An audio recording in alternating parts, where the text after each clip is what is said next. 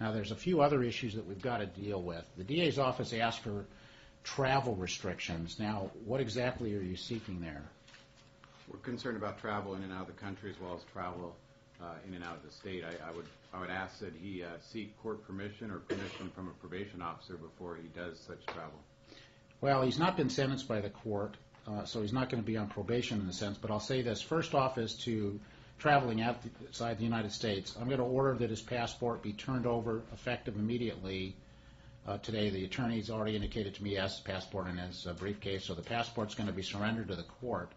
Now, post 9/11, there's new Homeland Security procedures, so once we get the passport, it's going to be forwarded to the Department of Justice, and the Department of Justice is actually going to hold this, and they're going to put your name on a list so that you can't apply for another passport because they're going to know there's a freeze on it. So that'll be turned over to the government for that purpose.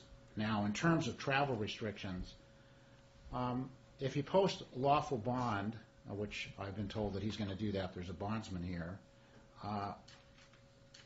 I don't see any reason to curtail his travel other than outside the United States. If he's anywhere in the United States and he fails to appear, warrants can be easily issued and grabbed in another state, so that's not a problem. So I'm not going to put any restriction on his travel out of state, but out of the country, you're not going to be able to travel out of the country. You're going to have to stay in the United States because your passport's going to be surrendered. Do you understand that, Dr. Murray?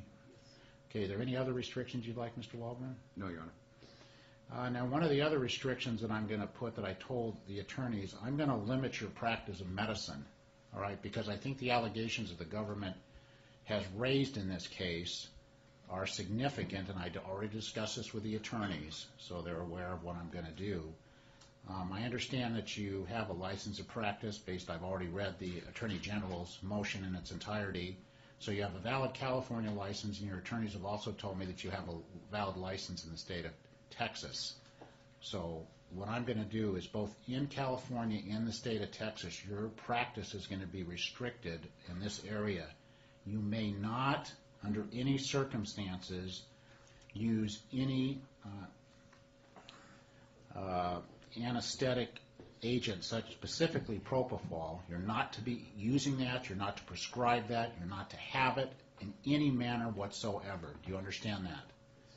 And you are not to give any other heavy sedative medications like that, okay, like propofol. I'm not a physician, but that are in the same class of those type of drugs that should only generally be administered by, an anesthesiologist or in a specific setting such as a surgery center or possibly a hospital, obviously with proper monitoring gear. So I'm going to, restrict your giving of that particular type of medication. Do you understand that? Now, you can continue to write prescriptions for, as I understand it, your attorneys told me you practice cardiology, so if you're going to write, prescriptions for Lipitor or cholesterol medicines or things of that nature, that's fine. That's what a doctor's supposed to do, and I'm not in any way limiting to that, but I'm limiting any issues here where you would sedate people. In other words, I don't want you sedating people. Okay, now, if you've got a partner or associates or other people like that that are going to be doing that, that's fine. But I'm worried about the sedation aspect of this. Your Honor, may I be heard? Sure. We'd ask that that order also be expanded to cover not just California and Texas, but also Nevada and Hawaii and anywhere else he may be currently licensed in the United States of America. Judge, you have to consider the difference. Understand what you just said, all right?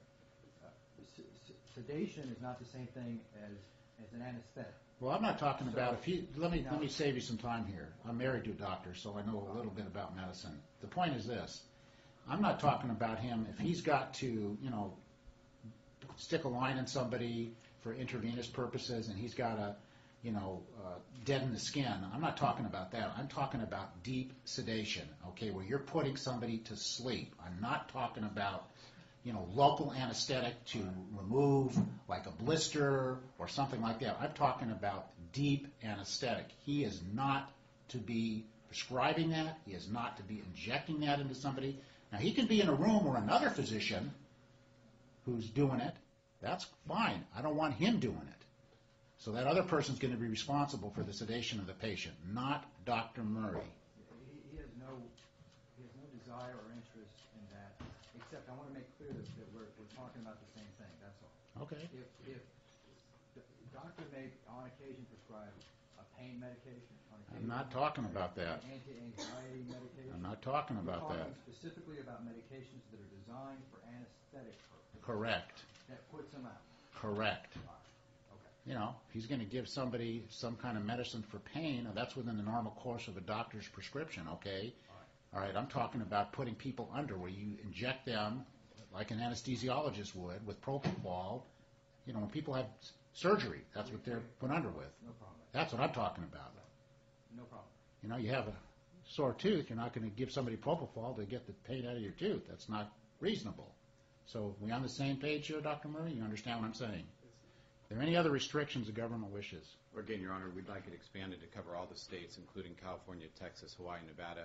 And to be clear, the court's made it clear, I believe, that it does cover propofol. Yes, absolutely. So anywhere that you practice medicine, anywhere you're licensed to practice medicine, anywhere in any of the states of the United States that you're licensed to practice medicine, these restrictions apply. Do you understand that, Dr. Murray? Yes, sir. Okay. Is there anything else the government wishes, please? No, thank you, Your Honor. Is there anything else the defense wishes? No, Judge. All right, Dr. Murray, you're going to be remanded to the custody of the Sheriff's Department. Your order to appear on 4/5/2010, Department 100 in the Fultz Center, and that'll be 0 of 90 days from that date. And if we can turn the passport over to my clerk, Stacy, and we'll get that to the Department of Justice. Anything else? Judge, we have a bondsman available, as you know. We need to, so we're going to go with the deputy right now just to post that bail. That's fine. The sheriff will take Dr. Murray, and Sergeant Taylor will direct you to the bondsman where to go. Yeah, we need his pass. They're going to give it to us right now. All right, thank you. Have a nice day, please.